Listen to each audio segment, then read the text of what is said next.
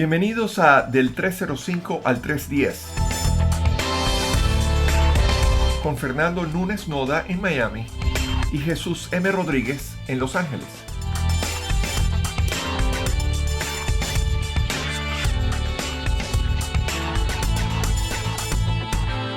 Hola Fernando, ¿cómo estás?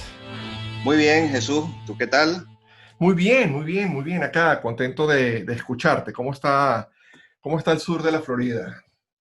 Bueno, muy radiante. Está muy bonito ya. Qué Pasaron bueno.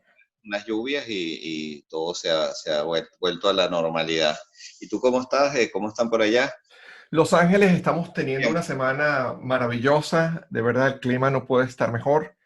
Y nada, bueno, pendiente de todo lo que está pasando en el mundo, ¿no? Hoy tenemos una agenda Sí, bastante interesante hoy, ¿no? bastante buena Y, y actual. y bastante actual, exacto. Vamos a comentarla y después arrancamos para que la gente sepa qué esperar, ¿no? ¿Quieres explicar de qué vamos a hablar? Sí, cómo no, cómo no. Bueno, vamos a hablar primero de un tópico muy interesante, que es el del pensamiento binario. ¿Por qué solemos pensar los conflictos, los asuntos que nos interesan siempre en forma binaria? O sea, Ujú. de pares de tópicos o de conceptos, etcétera, ¿no? Exacto. ¿Y el segundo? El segundo, bueno, muy actual, nada más y nada menos que el enfrentamiento que ha tenido Donald Trump con Twitter, ¿no? Y con las redes sociales, pero en este caso específico ha sido Twitter la red con la que se ha enfrentado, ¿no? Y ha habido un intercambio y ha habido toda una controversia en la opinión pública, ¿no? Al respecto. Exacto. Bueno, vale, perfecto. Estos temas me interesan y me apasionan mucho. Cuéntanos un poco entonces, tú fuiste el que propusiste originalmente la idea de hablar del pensamiento binario. Cuéntame un poquito cómo lo ves y después te digo entonces yo algunos pensamientos que quisiera compartir contigo. ¿Cómo no? Bueno, sí, nuestro mundo es muy complejo, o sea, es un mundo lleno de una cantidad enorme de cosas. Es un mundo que nos abruma, pues, con la cantidad de decisiones que tenemos que tomar diario. Entonces, no hay duda de que nuestra mente tiene que de alguna manera organizarse para poder enfrentarse a tanta información. Y ahí precisamente es donde viene ese pensamiento binario. No puede ser casualidad que la mayoría de los problemas que enfrentamos los reducimos a cuestiones binarias, a pares opuestos o a pares contrapuestos de alguna manera, ¿no? Por ejemplo, sin tener que extenderlos demasiado, cuando nosotros leemos los grandes libros de la humanidad, las grandes religiones, las grandes filosofías, siempre hablamos de luz, oscuridad, de bien y mal, de razón y emoción. O sea, mujer-hombre, norte-sur, este-oeste, por ejemplo, en la cuestión política la reducimos a una cuestión si tiene que ver con ideología este-oeste y si tiene que ver con pobreza y riqueza norte-sur, lo positivo y lo negativo, cielo-infierno en religión, on-off en ciencia, o sea, la computación completa está basada en una oposición de bits, de tres ceros y unos, ¿no? Ujú. Etcétera. Pues entonces, yo creo que tiene que haber una razón importante para que eso ocurra. Algún tipo de cuestión heurística, una necesidad de resolver problemas y de simplificar la vida, nos ha llevado a que siempre reduzcamos la mayoría de las controversias, de los conflictos y de los sucesos a un par de conceptos o de ideas que están contrapuestas. Y estoy seguro que en la conversación que vamos a tener hoy, vamos a verlo. Vamos a ver que terminamos llegando siempre a dos conceptos que o apoyamos o apoyamos uno y en relación a otro, o en todo caso los contraponemos. ¿Qué te parece a ti eso? Sí, no, a mí me encanta, a mí me encanta. Y déjame compartir una cosa que leí en el libro Sapiens que me vino a la mente cuando tú planteaste este tema, ¿no? Y Ujú, tratando de entender o de buscar, mire, yo no soy ni historiador ni antropólogo, pero Yuval Noah Harari, el escritor de este libro, es historiador y filósofo. Y yo no pretendo serlo, simplemente estoy repitiendo lo que él escribió, no necesariamente explicando por qué tendemos hacia este pensamiento binario, pero yo de alguna manera lo siento relacionado. Y es con nuestra evolución genética. Nuestros parientes más cercanos en el árbol genético, genealógico, son los primates mayores. ujú, Y en muchos de ellos, específicamente él habla de los chimpancés, los grupos, las comunidades, llegan siempre a tener un número que no pasa de 20 a 30 individuos. ¿Por qué no pasa? Porque ellos necesitan, para sentirse seguros, sentir que conocen a profundidad, conocen íntimamente cada uno de los otros miembros. Si la comunidad crece mucho, dejan de conocerse a un punto donde se sienten cómodos y, y naturalmente tienden a dividirse en dos bandos, de los cuales se forman unas peleas y un nivel de violencia muy, muy extremo. Y básicamente el grupo se divide en dos y esto permite que haya una mayor variedad genética a la larga, etcétera. Tiene unos puntos evolutivos a favor de la evolución muy, muy, muy importantes. Pero yo siento que quizás los hombres, el ser humano, al evolucionar y pasar a un nivel muchísimo más sofisticado, donde podemos conocer muchísimos más individuos y basado en otras ideas como la capacidad de compartir pensamientos abstractos y ideas que son basadas en realidades que solo viven en nuestra fantasía, de eso hablaremos otro tema, esa nos permite tener comunidades de más de 20 o 30 individuos. Pero quizás tenemos sellado en nuestro material genético esa necesidad de dividirnos en grupos como una cuestión de supervivencia. Entonces, quizás esa casi que obsesión, esa tendencia indiscutible que tenemos los seres humanos de dividirnos en grupos,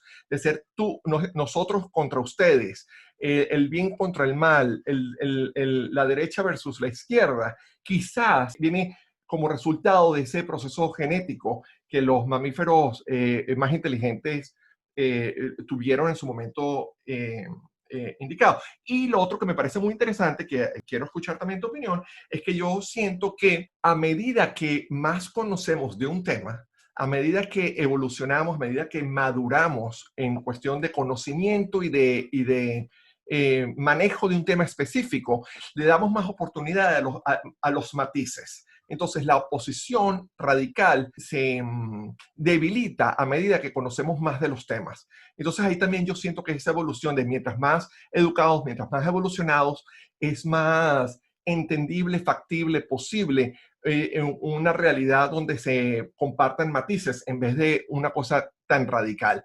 Más sin embargo, a nivel social y político, la radicalización es algo que es muy fuerte y que hoy en día estamos viendo de una manera bastante, bastante fuerte, ¿no? En el mundo. Sí, mira, tienes un punto ahí bien interesante. Sí, yo pienso que hay mucha razón en eso de que el pensamiento meramente binario es primitivo, porque es una forma básica, pues básica, esencial ¿cómo se llama?, de sobrevivir.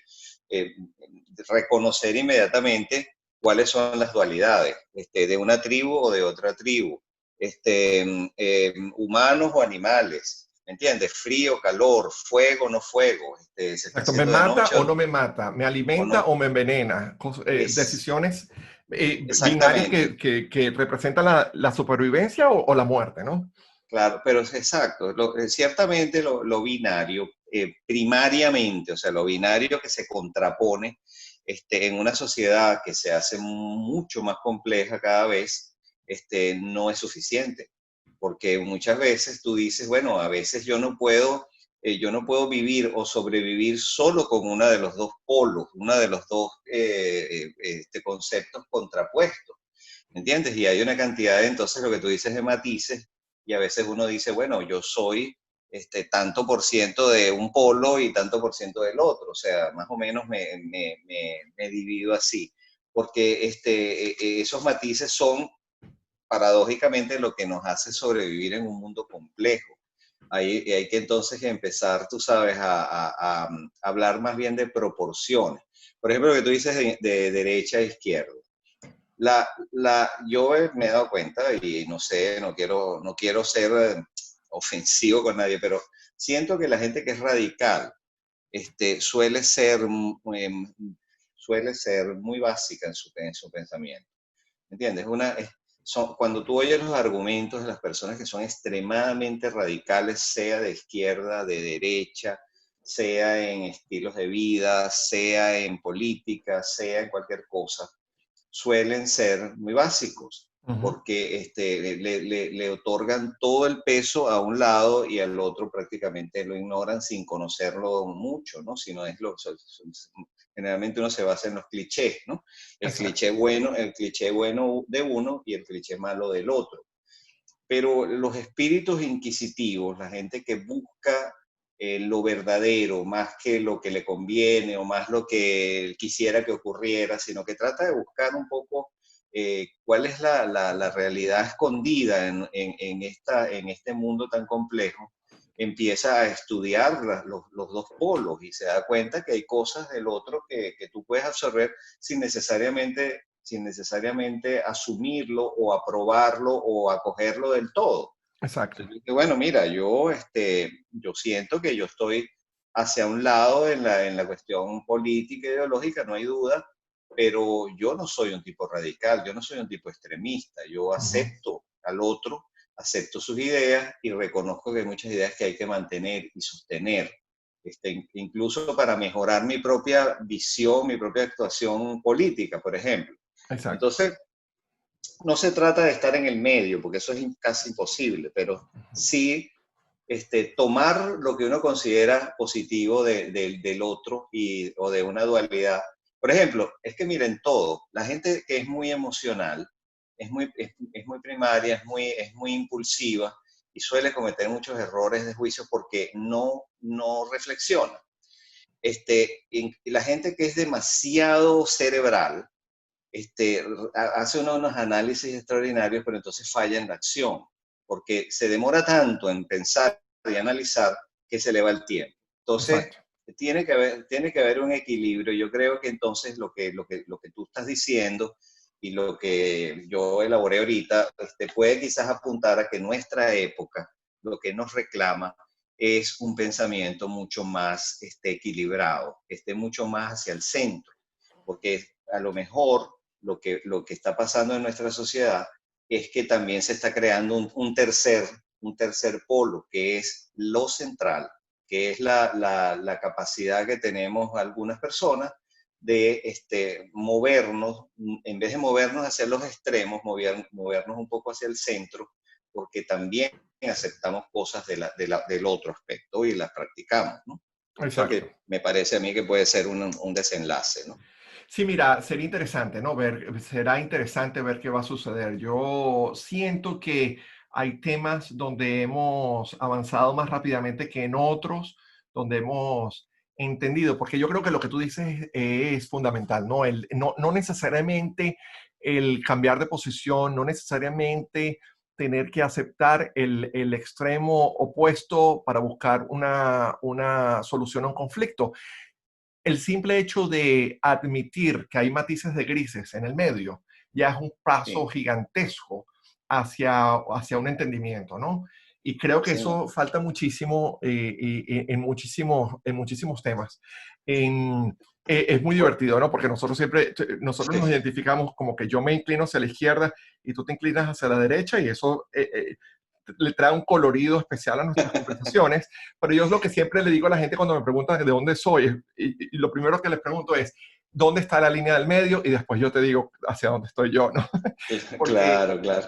porque ese es la relatividad de todo, ¿no? Pero al fin de cuentas, yo creo que por una parte, para buscar eficiencia en procesos, sí, por supuesto, es muy importante poder ser eficiente, como tú dices, poder tomar decisiones eficientes para poder avanzar y no quedarse pegado en un sinfín de preguntas que no se responden, Sí.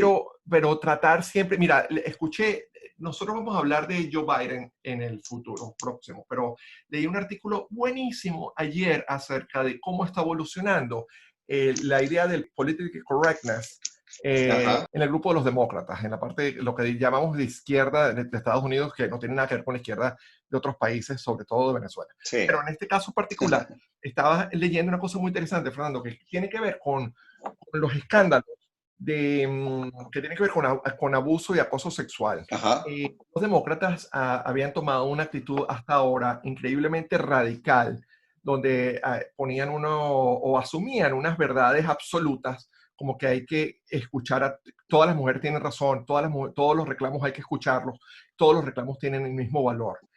Y afortunadamente creo que estamos, y ese es el artículo que leí ayer, habla un poco hacia entender que después que hemos entendido que no todos los acosos sexuales son iguales y que una cuestión es lo que Harvey Weinstein hizo y otra muy distinta lo que pudo haber hecho Al Franklin, ahí Ajá. empezamos a entender la importancia de los matices. Los matices, sí. Una Sí. cosa no significa que uno está bien y el otro está mal. Quizás los dos están malos, pero el nivel Claro, de negatividad son completamente distintos. Entonces eso es correcto. no podemos asumirlos y juzgarlos y demandar, exigir el mismo nivel de consecuencias, ¿no? Eso es correcto, eso es correcto. Déjame hacer un comentario rapidito.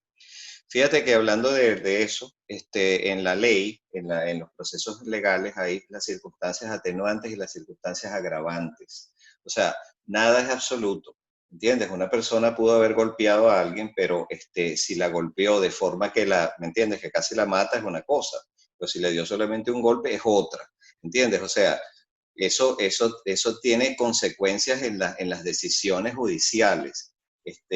Y también me hace pensar en los países. ¿Cuáles han sido los países más salvajes en términos de violación de derechos humanos y de abusos? Bueno, los países extremistas.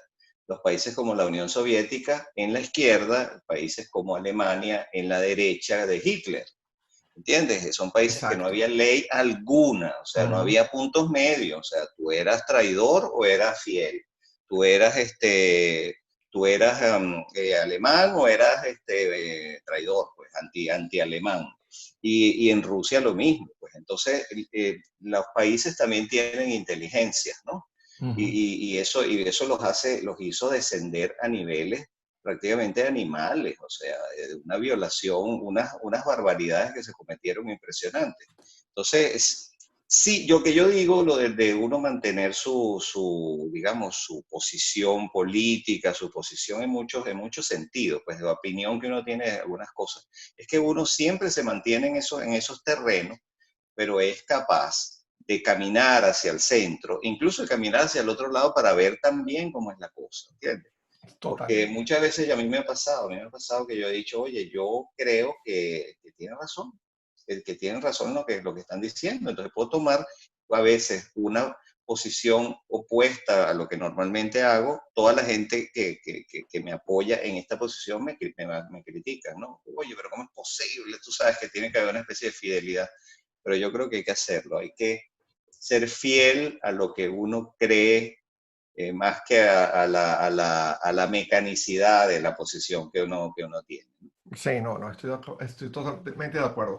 A veces me da un poquito de envidia con los republicanos porque yo siento que ellos son muchísimo más disciplinados a la hora Ujú. de cuadrarse con la posición del partido y gracias a eso han hecho avances en puestos del Congreso y bueno, de hecho tienen los jueces en la Corte Suprema de Justicia que La tienen Corte Suprema, sí. precisamente por ser tan radicales a la hora de ser, no tan radicales, a la hora de ser tan disciplinados con sus posiciones. Es increíblemente, mientras que los demócratas tienden a ser como un poquito guabinosos en el sentido de que quieren ser más papistas que el Papa, y quieren ser tan buenos, quieren ser tan abiertos a todas las ideas, que entonces las ideas se diluyen.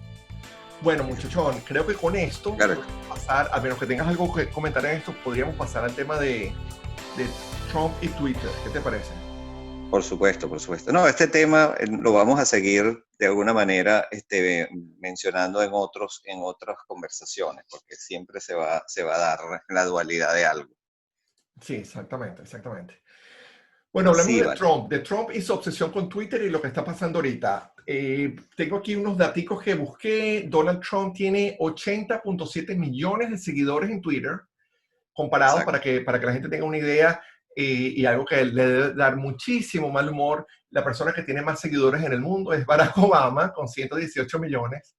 Después viene Justin Bieber con 112 y Katy Perry con 109 millones. Así que 80 Ujú. millones, que suena muchísimo, no es tanto cuando lo comparas con personalidades como Katy Perry, que nunca me hubiese imaginado que tuviera tantos. Sí, yo tampoco. Pero, pero es muy interesante, ¿no? La relación de él, porque una de las cosas que a mí me ha resultado más frustrante de su presidencia es su uso de Twitter para anunciar políticas y posiciones que tienen que ver con política interna y con política externa y con cosas que nos afectan a todos en nuestro día a día a través de un medio tan increíblemente superficial e informal como Twitter.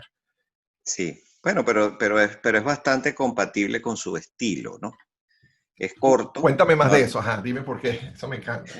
primero, es corto, usa pocas palabras, puedes expresarlo de una manera coloquial. Si tú te pones a ver, Trump tiene un vocabulario no solamente bastante limitado, él usa una cantidad muy reducida de palabras para decir las cosas, pero y siempre de una manera muy coloquial. Él no tiene ese estilo presidencial que en esencia tienen prácticamente todos los presidentes de Estados Unidos. Son personas que moderan su lenguaje cuando llegan a la presidencia y lo hacen más formal, más pausado, y tratan pues en lo posible de usar la terminología adecuada.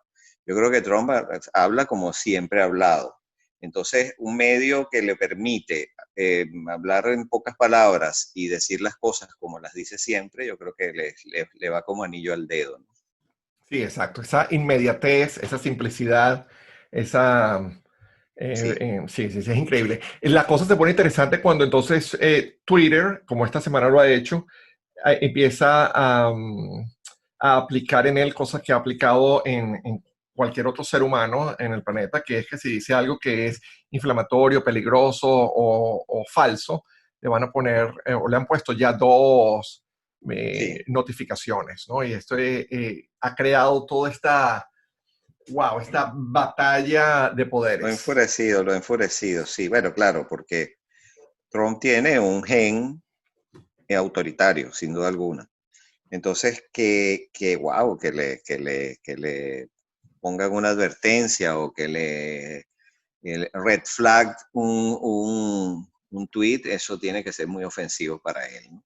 Sí. Ahora, fíjate, yo te quería comentar algo al respecto. Aquí hay dos situaciones. Ujú. Hay dos, porque ha habido dos eventos en la relación en estas relaciones últimas entre Twitter y Trump. La primera fue con algo que tú mencionaste en otro de nuestros programas, que fue la cuestión del voto por correo. Ajá. Él dio algunas declaraciones bueno, que Twitter encontró que eran falsas. Y por eso bueno, le advirtió, pues, y ¿cómo se llama? Le invisibilizó un tweet por considerar que lo que decía no es cierto.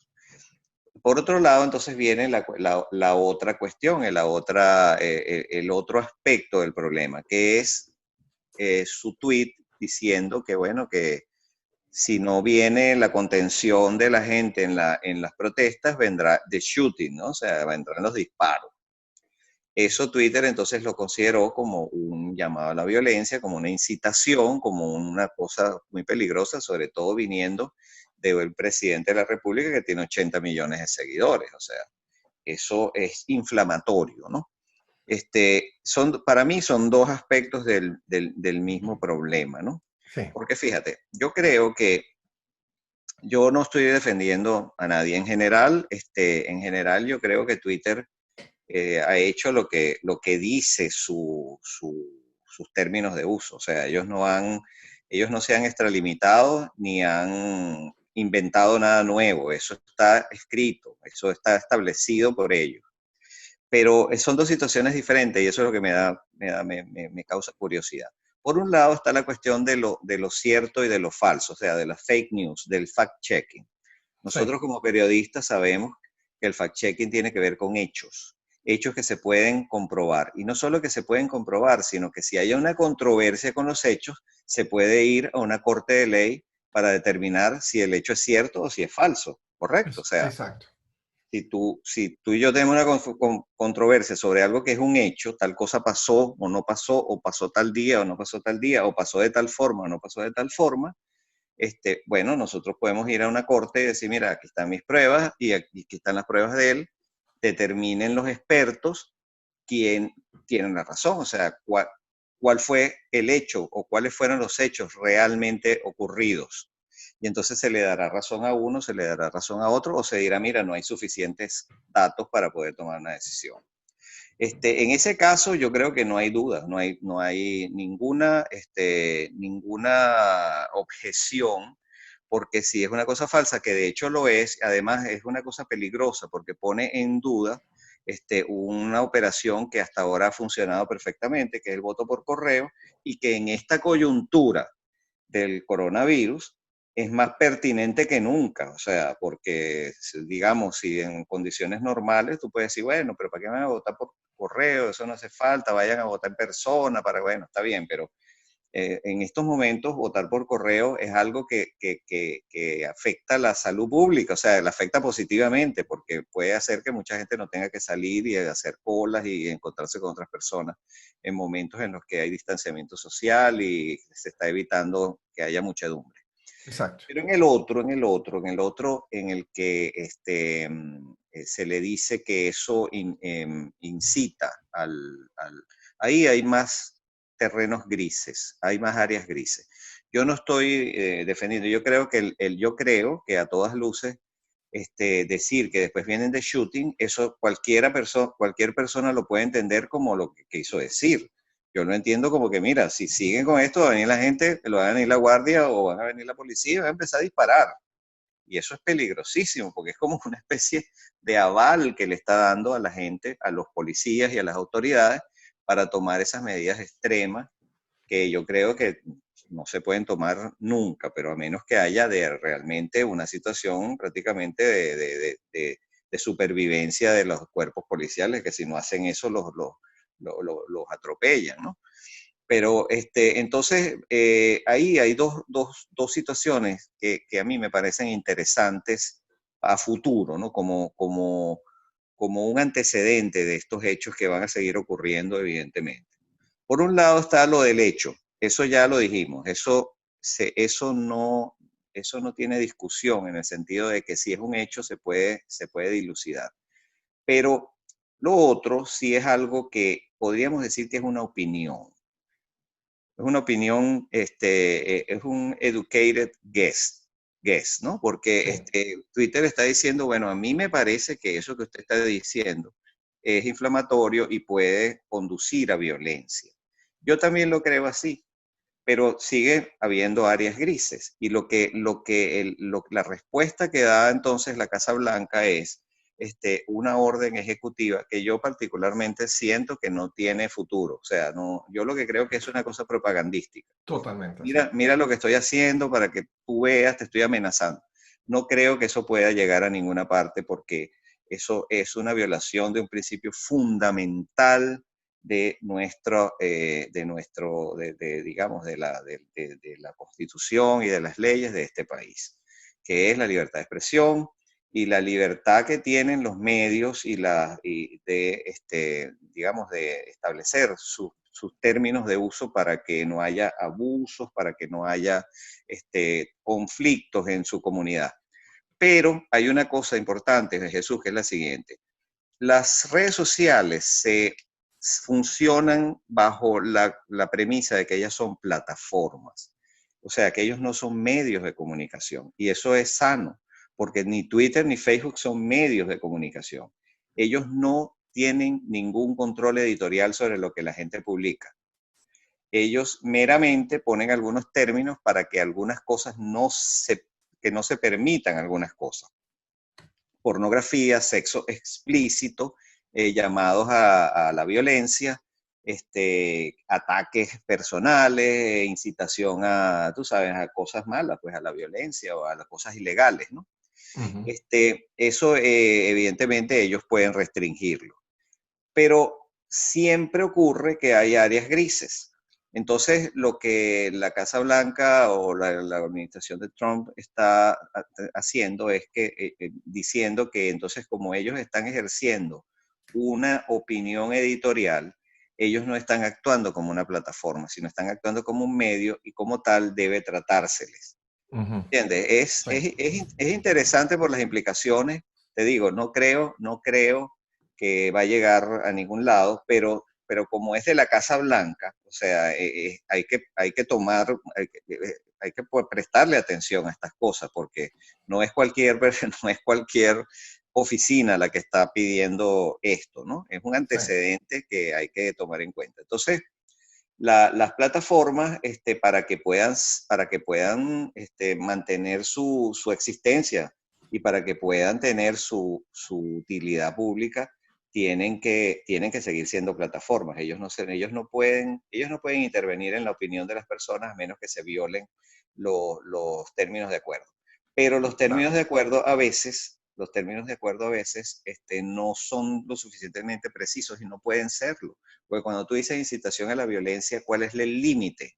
Si tú dices pornografía, yo me acuerdo de un juez, de un famoso juez en los Estados Unidos en los años 70, 60, no me acuerdo exactamente cuándo. Hubo un caso que se tenía que dilucidar en si lo que se había presentado en un lugar era pornografía o no pornografía. Creo que fue una revista o la revista Hustler, no me acuerdo. Pero el problema era que algo se había publicado o algo se había mostrado y unos decían que era pornografía y otros decían que no era pornografía. El juez dictaminó que era pornografía y le preguntan, después del juicio, le preguntan, pero ¿cómo determina usted que algo es pornografía? Entonces, porque hay cosas que son abiertamente pornografía, hay Claro. cosas Que que no son son. abiertamente no son, pero hay un área gris donde tú dices, bueno, ahí yo no sé, porque unos dicen que sí, otros dicen que no, y el juez lanzó esta famosa frase que quedó para la historia. El tipo dijo, mira, yo no sé definir la pornografía, pero yo sí sé que es pornografía cuando la veo. ¿Entiendes? O sea, el tipo Exacto, dijo, es exacto. un área gris y hay que decidir en un terreno gris también, Sí. porque yo no te puedo definir la pornografía, pero yo la reconozco cuando la veo. Entonces, lo que quiero decir es que es peligroso, es interesante también el caso, porque las redes sociales, no estoy diciendo que va a ocurrir ni que ha ocurrido, pero eso empodera mucho también a las redes sociales. Y también ha habido casos, eh, Jesús, en los que tú sabes que hay una cierta tendencia liberal, digámoslo, de estas redes, o sea, suelen ser más inclinados hacia los demócratas, Bueno, es hacia... bastante relativo. Eso es bastante relativo porque Facebook pareciera que es el más fuerte de todos, que es todo lo contrario. Pero bueno, de eso podemos hablar Bueno, después. pero hay casos, fíjate, hay casos. Pero no, ok, no importa. Vamos a suponer que, ok, unos se van hacia un lado, hacia otro. Yo los he visto más hacia la izquierda. Pero suponte tú que uno es abiertamente derecha, otro es abiertamente izquierda. Eso es peligroso, porque entonces tú puedes entonces ser el juez de las áreas grises. Claro, claro, ¿Entiendes? claro. Entonces No, en tú eso puedes estamos decir, totalmente de acuerdo. y entonces cuando cae la cosa en un área gris, tú puedes decir, no, mira, esto no va porque es de este lado. Y Claro, si va porque es de este otro lado, y entonces es peligroso. Tiene que haber claro. ahí un Claro. equilibrio. Ok, pues déjame responderte entonces ahora todo lo que tú acabas de decir, porque por supuesto todo lo que está pasando responde al momento histórico que estamos viviendo, que es increíblemente especial y único, ¿no? Para la gente que no ha leído o no sabe exactamente el Twitter que estamos hablando, que el tweet que este señor mandó, Donald Trump, él básicamente, varias cosas que decía, él utilizó una frase que es, when the looting starts, the shooting starts. En español significa, cuando los saqueos comienzan, los disparos comienzan. Exacto. Cuando tú hablas abiertamente de disparos, de disparar, yo creo que ahí el matiz de lo que está diciendo, esa área gris, para mí se pone un poquito más oscura de lo normal. Para mí, y sobre todo además, porque inmediatamente la gente reconoció que esta frase fue famosamente usada en los años 60 por un jefe de policía en Miami, que era conocidísimo por ser increíblemente racista. Este señor Walter E. Sí. Headley era el jefe de policía de Miami y la usó en un momento en los años 60 donde había unos problemas raciales muy fuertes Sí. en Miami. Little Haiti, sí, en la pequeña Haití, en sí.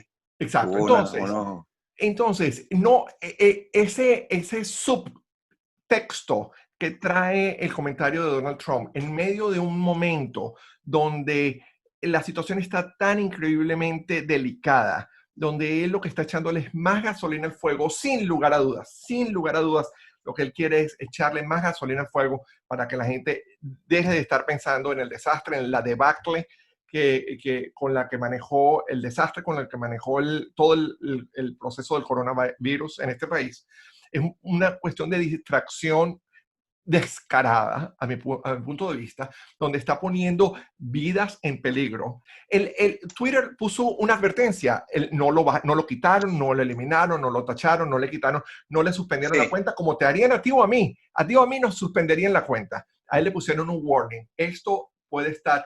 Mira, y te digo una cosa, para un señor que ha utilizado tan descaradamente esta plataforma, donde, como dije antes, él ha hecho política a través de esta agencia, de esta plataforma, que mi mayor problema con eso es el nivel de hipocresía que está por detrás, porque no hay nada más delicado y más fácil de hackear que una cuenta de un medio social. Y después de todo el escándalo que el Partido Republicano y Donald Trump hicieron acerca del servidor privado de Hillary Clinton y de los emails que se perdieron, hacer política de la Casa Blanca basado en Twitter, el descaro es demasiado fuerte, el descaro es demasiado fuerte. Entonces, si este señor ahorita, y la otra parte, Fernando, que tengo que comentar, y que estoy totalmente seguro que estás de acuerdo conmigo, es que hay que ser descarado para que en un momento como en el que estamos pasando esta semana, donde pasamos los 100,000 muertos por víctimas del coronavirus,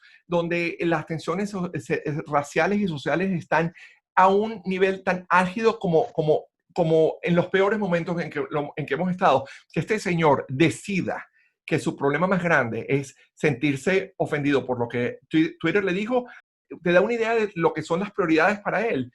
Y es tan insultante para la oficina de la presidencia de los Estados Unidos que este señor escoja una pelea tan básica, tan tonta con un medio social, en lugar de estar preocupándose por la salud, el bienestar y las vidas de los americanos.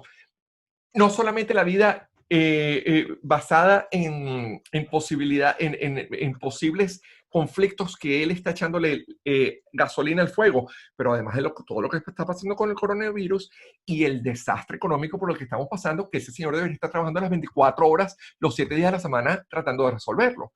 Y lo que hace es estar perdiendo tiempo en Twitter. Entonces, esa cuestión, el hecho de que ese señor haya dicho tantas barbaridades por tanto tiempo y de una manera completamente impune, que esta semana le hayan puesto 2 marquitas rojas en su examen, y primero que no es nada en relación con todas las cosas que están pasando, es completamente desproporcionado con el nivel de las barbaridades que ha hecho, y que este señor lo convierta en una discusión política al nivel de lo que estamos hablando, de lo que estamos viendo, que está creando, está escribiendo órdenes ejecutivas. Órdenes ejecutivas, sí. Cónchale, es muy fuerte ver eso, es así como, es muy descarado. Pero ¿sabe una cosa, Jesús? Aquí se aplica una de las dualidades, una dualidad importante, que en Donald Trump funciona de una manera muy particular y para mí explica su reacción, que es la de entre tu persona, tu ego, y el rol que tú ejecutas. A veces tú eres tu persona y a veces tú eres un rol que ejecutas, ¿entiendes? Si tú eres director de una película y tú conoces a la actriz o al actor y no lo está haciendo bien, tú lo regañas, él te dice, oye, pero ¿por qué me regañas así si somos amigos? No, pero es que yo estoy hablándote como director.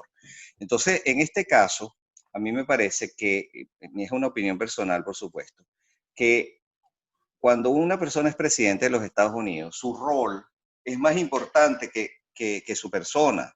Y Exactamente. tendría que serlo así para él. Ujú. Pero yo creo que en Trump no funciona eso. Para En, nada. en Él no Trump entiende, él es no su entiende. ego, es su ego. Entonces, por supuesto, esa bandera que le puso Twitter es ofensiva, no para él como presidente, sino para él como persona. Y eso Exacto. lo toma personal y por Ujú. eso sus reacciones han sido personales. Sí, sí, sí, sí, sí, totalmente, totalmente. Mira, no podemos hablar de Trump Sí, y de Twitter sin comentar el Twitter más famoso quizás de la historia.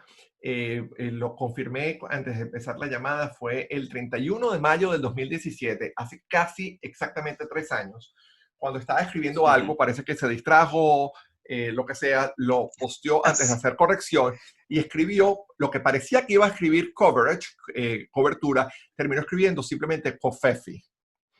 Y eso se, Cofefis, sí. sí, eso se Nadie sabía convirtió, que eso se convirtió bueno, en un en un meme y referente, demás, sí, ¿no? Sí. en todo, todo, un referente de la cultura popular inmediatamente. Todos los shows de comediantes americanos y alrededor del mundo hablaron de eso. Y el descaro, el absoluto descaro con que la Casa Blanca lo manejó, donde dijo que él sí sabía lo que eso significaba, creando una atmósfera perfecta para teorías de conspiración, una Sí, atmósfera perfecta para que la gente empezara a especular cosas que eran simplemente que el señor no terminó de revisar lo que escribió cuando puso post. claro, Entonces, claro. Pues, cuando hablemos de la inteligencia o la falta de inteligencia de Donald Trump, tú y yo vamos a estar en extremos opuestos, yo creo, pero te voy a dar algo para tu arsenal. La manera como él manejó este error en Twitter es lo único que sí. creo que me vas a poder utilizar en contra de mis argumentos de que él no es nada inteligente. Sí, sí, yo me acuerdo, yo me acuerdo. Y tan fácil, mira, yo te digo una cosa. A mí me parece que una de las cosas que a mí me reafirman la calidad humana o digamos, la entereza de un líder es que acepte sus errores. Si lo acepta, Exacto, a mí me exacto. desarma, a mí me Claro. desarma. Mira, tú sabes que yo me di cuenta de eso cuando de niño. Y eso, bueno, ya mis padres me oyen, van a decir, ah, caramba, no, no. Ahora es que nos damos cuenta. Yo me di cuenta que cuando regañaban a mis hermanos, ellos se rehusaban a cosas obvias. Habían hecho A y ellos decían que no, y no hacían nada, y tú sabes, estaba la prueba ahí, todo el mundo lo vio. Entonces ellos decían que no, que eso no, ellos no habían hecho eso, que ellos sí habían estudiado tal cosa. Entonces, los padres saben si lo han hecho o no. Cuando venían conmigo, yo me di cuenta que la mejor reacción era que yo les dijera que sí, que tenían razón y que, oye, me sentía muy mal por eso. A lo mejor no me sentía tan mal por eso, en realidad era más actuación que otra cosa, pero quedaba buenísimo, ¿entiendes? Exacto. Porque, wow, la verdad es que me decían, oye, mira, aceptó su error y tal, y qué sé yo, a lo mejor lo volví a cometer otra vez. Pero el punto es que si se hace sincero, a mí me parece una actitud madura y gallarda que una persona acepte un error y diga, mira, vale, sí, cometí un error, bueno, soy humano, ya está, no va a volver a ocurrir y además un error de ese tipo tampoco es grave, o sea, eso no va a significar una guerra ni nada. Exacto. Eso no tiene ninguna consecuencia que tú digas, oye, es un mal presidente. No, un humano, y ya está, eso pasa. Y pasa.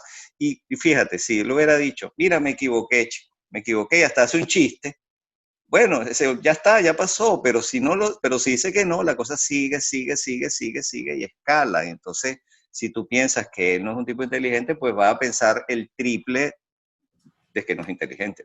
Exacto, exacto. Mira, es que el ego de ese señor es una cuestión que no tiene nombre, es demasiado Sí, por grande eso. y se ha convertido en algo muy peligroso para el bienestar de las instituciones en este país. Y eso va más allá de las líneas políticas. Y yo sé que muchísimos republicanos, incluyéndote alguien como tú, que tiendes hacia la derecha, entienden lo delicado que es Sí, debilitar la claro. fe de los ciudadanos en las instituciones, porque la democracia entera depende está basada Sí, en la fe que le tienen los ciudadanos a las instituciones. Este señor le ha exacto. hecho unos daños horribles, horribles. Y tú y yo, viniendo de Venezuela, sabemos de un Estado que colapsa completamente cuando la gente deja de Sí, creer en las instituciones. sí, bueno, una de las cosas que hizo Chávez fue transformar la presidencia en una especie de circo. O sea, una Exacto. cosa donde ya no había formalidad, no había nada. El tipo hablaba como si estuviera hablando con un grupo de amigos y tomaban unas decisiones improvisadas y unas cosas absolutamente piratas. Pero bueno, ya vemos cuál es el resultado de eso. Nadie respeta nada, ¿entiendes? Sí, sí, sí. Todo, el Estado completo colapsa porque la democracia está basada en eso. Mira, Exactamente. hablando de Trump, vamos a hablar mucho porque en un año de elecciones es Sí, inevitable, así como hablaremos más de Joe Biden a su debido momento, pero llegamos al momento donde vamos a conversar acerca de las cosas que no nos han dejado dormir esta semana. Y en el sí, caso particular de hoy, creo que los dos vamos a hablar del mismo tema. sí. Si quieres arranco yo, si quieres arrancas tú me dices. Bueno, mira, si quieres, yo puedo decir algunas cosas iniciales y tú concluyes. Perfecto. Bueno, sí, yo creo que lo que pasó con, ¿cómo se llama el George Jeffrey? Floyd. George, ajá. Oye, eso a mí me partió la vida, porque una cosa es que una persona se esté oponiendo a que lo arresten, o que esté luchando contra las personas. Es un individuo que estaba en el suelo, que estaba indefenso, estaba rodeado de policías y está siendo asfixiado. O sea, se ve claramente, el tipo está diciendo, no puedo respirar, no puedo respirar, no puedo respirar. O sea, ahí no había, eso no fue un error, o eso no fue un error de juicio, o ¿me entiendes? Porque puede haber lo que llaman homicidio culposo, manslaughter, que es un homicidio no intencional.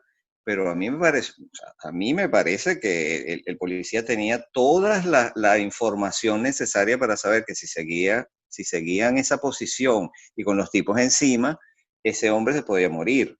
Y se murió, en efecto. Entonces, yo tuve una sensación de indefensión, o sea, de sentirme indefenso ante cosas como esas, en un país donde se supone que la regla de la ley es sagrada, es de hierro, es lo que guía las acciones tanto de los ciudadanos como de las autoridades.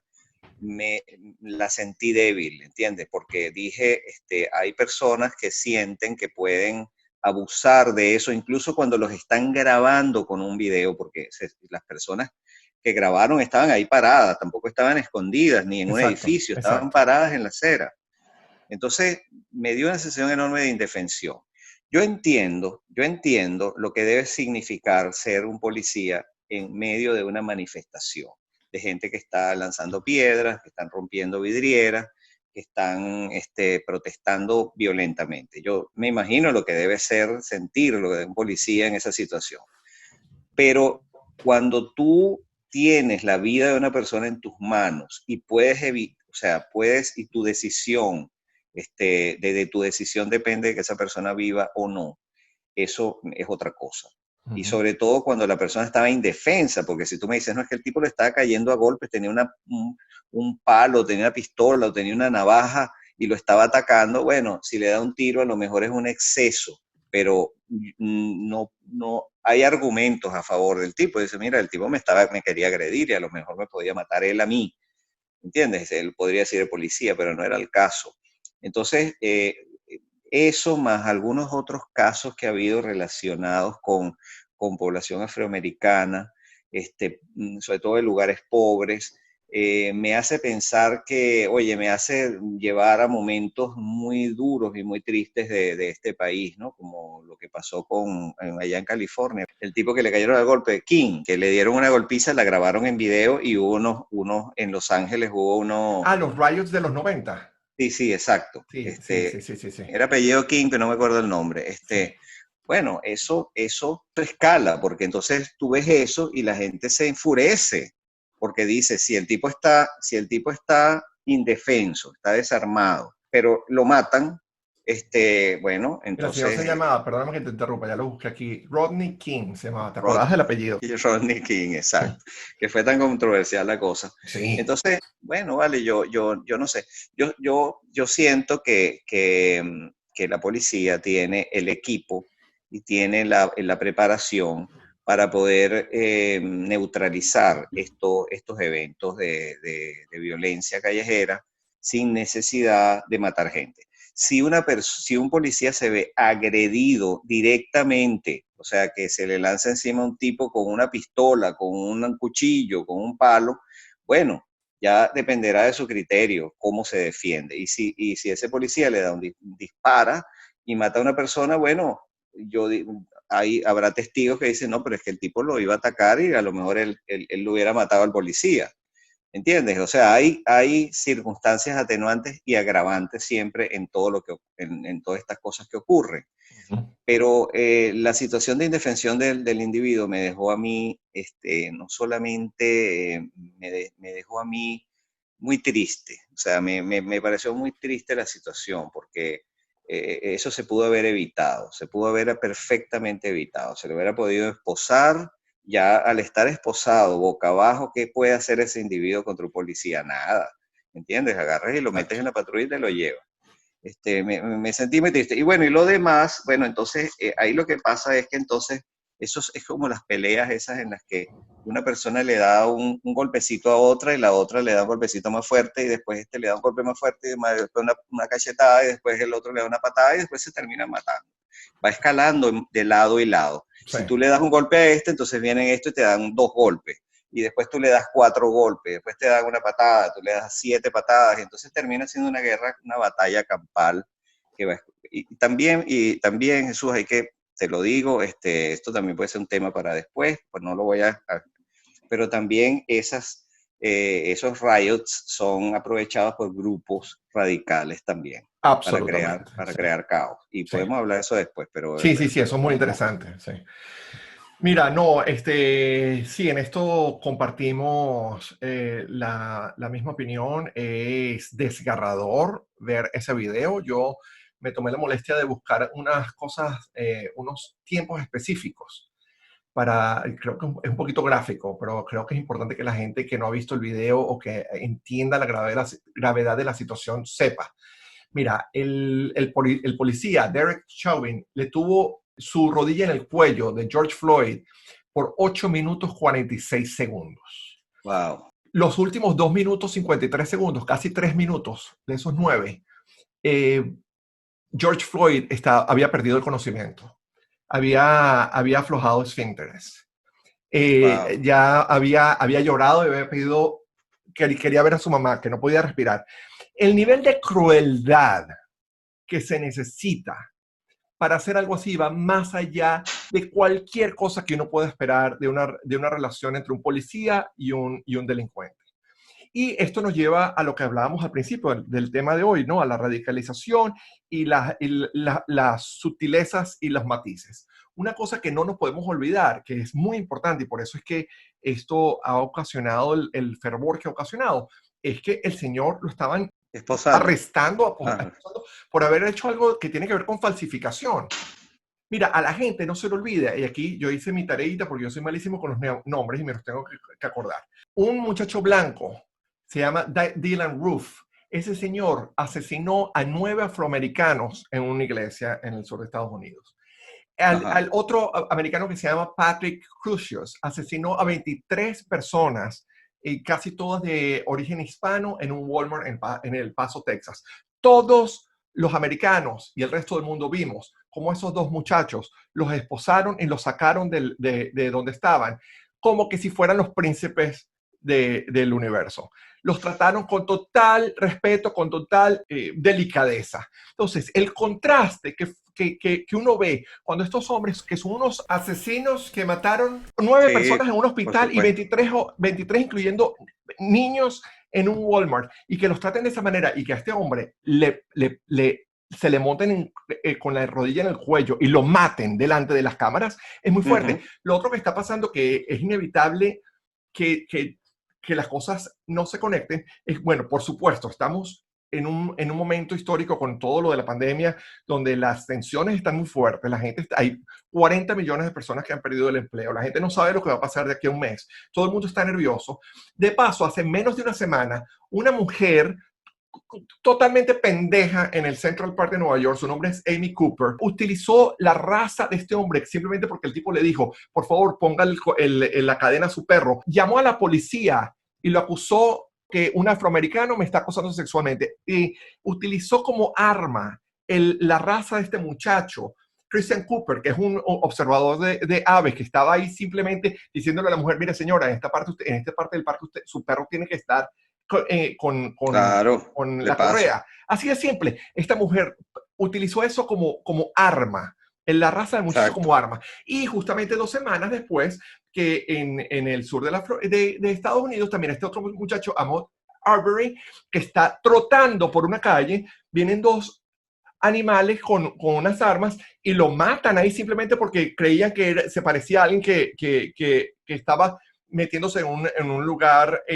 privado. Entonces, esa Imagínate. acumulación, esa situación sobre situación, producen un proceso acumulativo que es inevitable que la gente llegue a un punto un punto de quiebra, Sí, un tipping sí, sí, point. claro, claro, un tipping point, Y sí. te digo una cosa, te lo juro que yo nunca he visto en 26 años en este país la reacción de la población en general mostrando tanta frustración y tanta indignación por lo que le pasó a este muchacho George Floyd. Sí, vale, sí, sí, es que ¿Verdad? fue, uf, es que fue Esto fuerte, es que yo creo que... provocaba ir y ayudarlo, ¿entiendes? Ay, Pero sí, sí, sí, es desgarrador, desesperante, desgarrador, desgarrador. desesperante, desesperante. Es muy, muy Sí, fuerte. Y bueno, entonces, por supuesto, y lo que tú dices, y mira, comentaste algo muy, muy, muy importante. En todas estas revueltas y en estos saqueos. Sí, estaba escuchando, leyendo en Forbes que las personas que metieron presa en Atlanta y en parte de Minneapolis ayer eran personas que vinieron de otros estados sí, sí, para sí.